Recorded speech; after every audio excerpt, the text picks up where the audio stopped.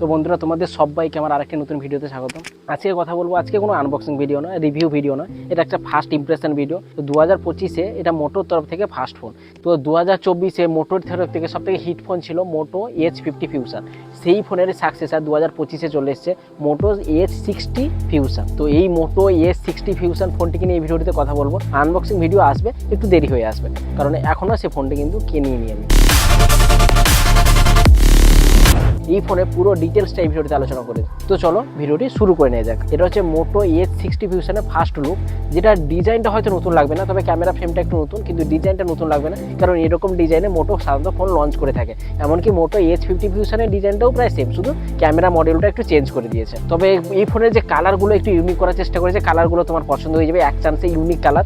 আর premium লাগবে, মোটো phone একটু লম্বা টাইপের হবে, তাই হ্যান্ড ফিলটা ভালো হবে, মানে গ্রিপটা দারুণ লাগবে। এই ফোনটি অতটা ভারী নয়, পাতলা ফোন। হয়তো 181 গ্রামের ফোনটিতে 8.2 mm এর থিকনেস আছে, যেটা স্লিম ফিল আসবে হ্যান্ড ফিলের দিক থেকে। তো মোটো ফোনের হ্যান্ড ফিল নিয়ে আমার কোনো কোশ্চেন নেই। OnePlus ফোনগুলোর যেরকম হ্যান্ড ফিল থাকে, মোটো ফোনেরও হ্যান্ড ফিল প্রায় অলমোস্ট সেম থাকে।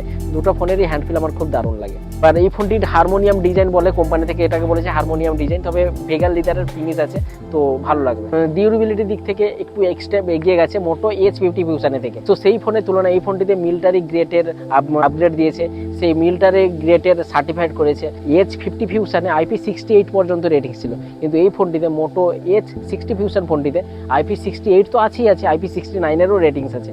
তো জলে ডুবিয়েও টেস্ট করে নিয়েছি, ড্রপ টেস্টও করে নিয়েছি, এমনি হাত থেকে অ্যাক্সিডেন্টাল টেস্টও করে নিয়েছি। মোট 16টা ড্রপ টেস্ট করা হয়েছে, 16টা ড্রপ টেস্টেই এই ফোনটি কিন্তু পাস করে গেছে, মানে পারফেক্টভাবে ওয়ার্ক করেছে। ফোনটিতে কার্ভ ডিসপ্লে আছে, যদিও কার্ভ ডিসপ্লে অনেকের পছন্দ হয় না, তবু কিন্তু এই ফোনটিতে কার্ভ ডিসপ্লেটা ভালো। মোটো H50 ফিউশনেও কার্ভ ডিসপ্লে ছিল। এই ফোনটিতে 6.7 ইঞ্চির 1.5K এর ডিসপ্লে আছে, যেটা মোটো H50 ফিউশনের থেকে আপগ্রেড বলতে পারো। সেটা ফুল HD প্লাসের ছিল, এটা 1.5K ডিসপ্লে। আর AMOLED ডিসপ্লে আছে, মানে মোটো যেটাকে পোলের ডিসপ্লে বলে, তো সেটাতে এই ফোনটিতে আছে।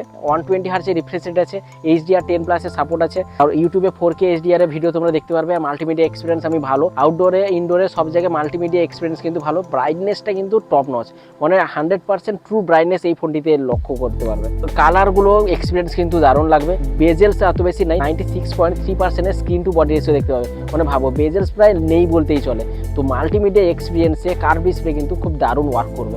আর এইটুকু বলতে পারি, এই সেগমেন্টে এটা বেস্ট ডিসপ্লে ফোন বলতে পারো। 4500 নিটসের পিক ব্রাইটনেস আছে, যেটা আউটডোরে ফোনকে ইউজ করতে তোমাদের সুবিধা হবে। আর গরিলা গ্লাস 7 এর প্রোটেকশন আছে। জাস্ট একটা ফান ফ্যাক্ট, মনের মধ্যেও যদি গরিলা গ্লাসের কোনো প্রোটেকশন থাকতো না, ফোনটা যেরকম সুরক্ষিত থাকে, মনটাও সেরকম সুরক্ষিত থাকতো। তো মনের মধ্যেও গরিলা গ্লাসের প্রোটেকশন কিন্তু লাগে, তাই মনের মধ্যে একটা গরিলা গ্লাসের প্রোটেকশন লাগিয়ে নিও, মন ভাঙা থেকে ঠিক থাকবে। জোকসে পার্ট, এই ফোনের প্রোটেকশন কিন্তু খুব ভালো। আর এই ফোনটিতে স্মার্ট ওয়াটার টাচ আছে, তো ভেজা হাতেও ফোনটি ইউজ করতে পারবে। ডলবি অ্যাটমসের স্পিকার আছে, স্পিকার কোয়ালিটি খুব ভালো, লাউড। এবার বলবো এই ফোনে ক্যামেরা নিয়ে। এই ফোনটিতে 50 মেগাপিক্সেলের সোনির ক্যামেরা আছে, সোনির LYT 700C এর সেন্সার, যেটা মোটো H50 ফিউশনেরও সেম সেন্সার ছিল। সেন্সারে কোনো চেঞ্জ করেনি, তবে একটা সেন্সার এক্সট্রা লাগিয়েছে, যেটা 3-in-1 এমবিয়েন্ট সেন্সার। এটা কিন্তু এই ফোনের ক্ষেত্রে কিন্তু বেস্ট, মানে ফটোর কালার বা ফটো ডিটেলস, কোন কালারটা ফটোতে আসবে, সেগুলো সব কিছু এই 3-in-1 এমবিয়েন্ট সেন্সার কিন্তু সব দেখে। তো এই সেন্সার থাকার জন্য আগের ফোনের তুলনায় এই ফোনের ফটোগুলো কিন্তু আপগ্রেড লাগবে এবং কালারগুলো বেশি ডিটেলিং লাগবে।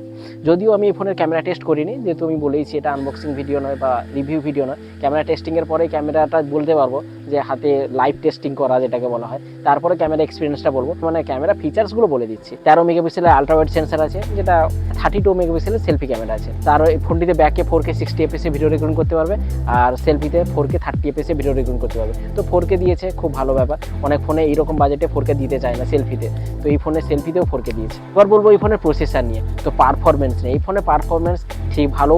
এই ফোনের পারফরমেন্সে ডাইমেনসিটির প্রসেসর আছে, ডাইমেনসিটির 7400 এর প্রসেসর আছে, যেটা কোনো ফোনে ফার্স্ট টাইম ইউজ হচ্ছে ভারতীয় মার্কেটে। 4 nm বেস্ট, মানে 7 লাখের কাছাকাছি এই ফোনে আন্তঃ স্কোর আসবে। 85% এভারেজ থ্রটলিং তোমরা দেখতে পাবে। তো গেমিং এক্সপিরিয়েন্স কিন্তু ভালো হবে। আর গেমিং 60 fps তোমরা BGMI খেলতে পারবে। যদিও এটা কিন্তু গেমিং ফোন নয়, তবে এই ফোনটিতে গেমিং কিন্তু স্মুথ এক্সট্রিমে আরামসে খেলতে পারবে। ফোনটিতে LPDDR4X এর র্যাম টাইপ এবং UFS 2.2 এর স্টোরেজ টাইপ আছে। ফোনটি দুটি ভেরিয়েন্টে ভারতীয় মার্কেটে লঞ্চ করেছে, 3টি কালারে। একটা হচ্ছে 8GB র্যাম 256GB স্টোরেজ, আর একটা হচ্ছে 12GB র্যাম 256GB স্টোরেজ। মানে 128GBতে বেস ভেরিয়েন্ট রাখেনি, এটা কিন্তু খুব ভালো কাজ করেছে। বেস ভেরিয়েন্টের শুরুই 256GB স্টোরেজ থেকে। আর এই ফোনটিতে 5500 mAh ব্যাটারি আছে, যেটা আগের মোটো H50 ফিউশনের থেকে 500 mAh বাড়িয়ে দিয়েছে। 68 ওয়াটের ফাস্ট চার্জিং আছে, যেটা বক্সে পেয়ে যাবে fast charging. Type C to type C cable আছে সাপোর্ট। তো অন্যান্য ফোনে type A to type C দেয়, এই ফোনটিতে type C to type C cable support দিয়েছে। 1.5 দিন আরামসে ব্যাটারি ব্যাকআপ পেয়ে যাবে। আর এই ফোনটিতে হ্যালো ইউআই এবং অ্যান্ড্রয়েড 15 আপডেট আছে, 3 বছরের মেজর আপডেট, 4 বছরের সিকিউরিটি আপডেট পেয়ে যাবে। আপডেট নিয়ে কোনো কথা নেই, তবে মোটো একটু আপডেট স্লো দেয়। এই ফোনে বেশি ব্লোটর নেই। আর মোটো ইউআই তে জানো পুরো ক্লিন ইউআই এক্সপিরিয়েন্স পাবে। এই ফোনটিতে ব্লুটুথ 5.4 এবং ওয়াইফাই 6 আছে, আর 13-14টা মতো 5G ব্যান্ড আছে। তো এই ফোনের স্পেসিফিকেশান দেখে বলতে পারো যে মোটো H50 ফিউশন থেকে একটু আপগ্রেডেড, কিছু কিছু ক্ষেত্রে আপগ্রেডেড, মানে ডাউনগ্রেড তো বলবোই না, কিছু কিছু ক্ষেত্রে আপগ্রেডেড। তো তার সেটা হিট ফোন ছিল মোটো H50 ফিউশন, 21,000-22,000 টাকা বাজেটে এই ফোনটি লঞ্চ করেছে। তো সেই সেম প্রাইসে কিন্তু এটাও একটা হিট ফোন হতে চলেছে 2025-এ আমার মনে হয়। ফোনটা বাকি আমার হাতে যখন ফোনটা আসবে তখন এর পুরো এক্সপিরিয়েন্সটা আমি শেয়ার করবো 2-4 দিন ইউজ করার পরে। আজকের ভিডিওটা এই পর্যন্ত। আর এই ভিডিওটি যদি ভালো লাগে থাকে তাহলে অবশ্যই লাইক ও সমস্ত বন্ধুদের সাথে শেয়ার করে দিও। আর এই চ্যানেলে পরবর্তী আপডেটগুলো পাওয়ার জন্য চ্যানেলটিকে অবশ্যই সাবস্ক্রাইব করে পাশে বেল আইকনটা প্রেস করে রাখবে। তো দেখা হবে তাহলে নেক্সট ভিডিওতে। সবাই ভালো থাকবে, খুশি থাকবে, টাটা।